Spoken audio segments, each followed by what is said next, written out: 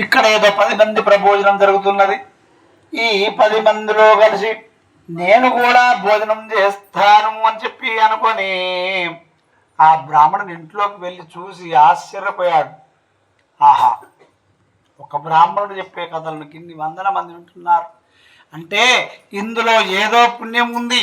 ఈ వ్రతం యొక్క కథలన్నీ నేను కూడా శ్రద్ధగా వింటాను అని చెప్పి అనుకుని ఆ వ్రతం గురించి తెలుసుకొని ఇంటికి వెళ్ళాడు. అతని మనసు మొత్తం ఆ భగవంతుని మీదనే ఉన్నది. వ్రతం చేశాడు. ఆ బ్రాహ్మణుడు వ్రతం చేస్తున్న సమయంలో కట్టెలమ్మేవాడు వచ్చి, అయ్యా బ్రాహ్మణోత్తమ, మీరు వేదం తెలిసిన పండితులు, మరి శాస్త్రం తెలిసిన వారు, మీరు ఇంతవరకు చెప్పిన కథలు మొత్తం నేను విన్నాను. ఈ వ్రతం ఎవరైనా చేయవచ్చు అన్నారు కదా, మరి నేను వ్రతం చేస్తాను. కులానికి తక్కువ వాన్నే, కానీ పరమ దరిద్రుణ్ణి.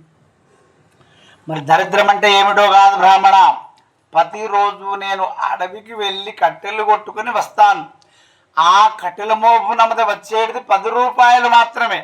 ఆ 10 రూపాయల దుకాణంలోకి తీసుకుపోతే వచ్చే బియ్యముతో ఒక రోజుకు ఒకటే పూట భోజనం చేస్తాను బ్రాహ్మణ. మరి నా దగ్గర డబ్బులు ఎప్పుడు మిగులాలి, నేను ఆ వ్రతం ఎప్పుడు చేయాలి అని చెప్పి అన్నాడు.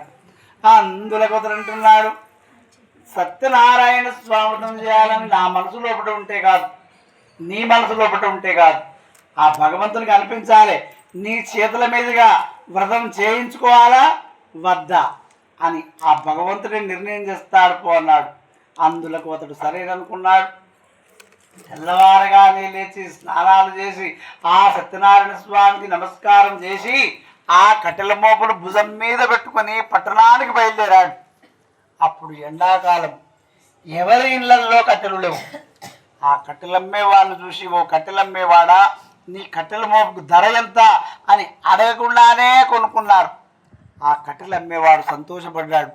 ఆహా, నిన్ననే దేవుడి గురించి తెలుసుకున్నాను. ఈ రోజున రోజుకు 10 రూపాయలకు అమ్ముడు వేయటువంటి కట్టెల మోపు ఈ రోజున 50 రూపాయలకు అమ్ముడు వేయాలి కదా. ఇది అంతా భగవంతుడు సత్య దేవుడి మహిమనే అని చెప్పి అనుకుని